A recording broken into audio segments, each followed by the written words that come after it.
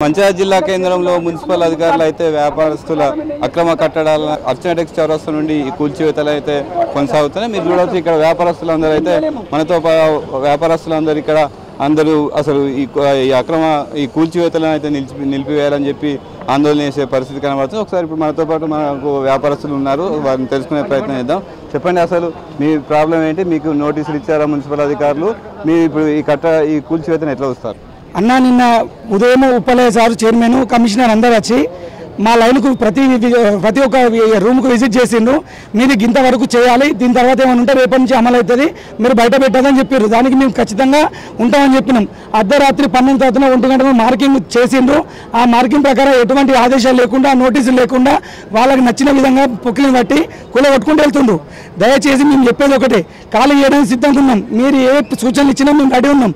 కానీ మీరు కొంత సమయం ఇస్తే బాగుంటుండే. ముందు దసరా ఉంది, దీపావళి ఉంది. ఒక్కొక్కరు 5 లక్షల నుంచి 50 లక్షలు ఖరీదు చేసిండు. ఏం చేయలేని పరిస్థితి ఉన్నది. అది నష్టపోతే 2 సంవత్సరాలు కోలుకోము. దయచేసి మాకు కొంచెం సమయం ఇవ్వండి, మేము ప్రత్యేకానికి మేము సహకరిస్తాం. ఈ కూల్చివేతను ఇట్లనే కొనసాగిస్తే మీ కార్యాచరణ ఎలా ఉండదు? ఇదే కూల్చివేస్తే మేము స్వచ్ఛందంగా రోడ్డు పక్కన రోడ్డు మీద అడుకుంటాం. మా ఫ్యామిలీ రోడ్డు మీకు వస్తాయి. మాతో పాటు ఒక 2000 మంది వర్కర్ ఎంప్లాయీస్ ఉన్నారు, వాళ్ళు కూడా రోడ్డు మీకు వచ్చే అవకాశం ఉంది. గవర్నమెంట్ ఎంప్లాయీని పెంచుతామంటుంది, కానీ ఇక్కడ దించాలని చూస్తుంది. దయచేసి మేము ప్రతి అధికారులు కోరుతున్నాం, ఇది ఇప్పటికైనా ఆపండి, మమ్మల్ని కొంత ఆలోచించి నిర్ణయం తీసుకోవాలని కోరుతున్నాం.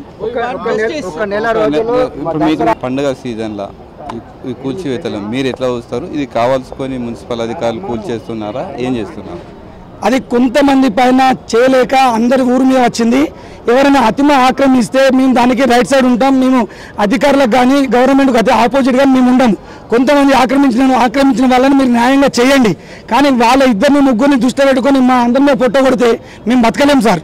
దయచేసి మీకు ఒకటే చెప్తున్నా, మీరు సూచన ఇవ్వండి, మీరు ఎక్కడికంటే అక్కడికి మేము అద్దులో ఉంటాం. ఇప్పుడు మీరు మీ కార్యాచరణ ఇప్పుడు ఏం చేయబోతున్నారు? మేము అందరం కలిసి ఎమ్మెల్యే గారి ఇంటికి వెళ్ళి మేము రిక్వెస్ట్ చేయాలనుకుంటున్నాం, మా బాధను విన్నపించుకోవాలనుకుంటున్నాం. మొత్తానికి ఈ అక్రమ కూల్చివేతలు మాత్రం తాత్కాలికంగా మాత్రం నిలిపివేయాలి.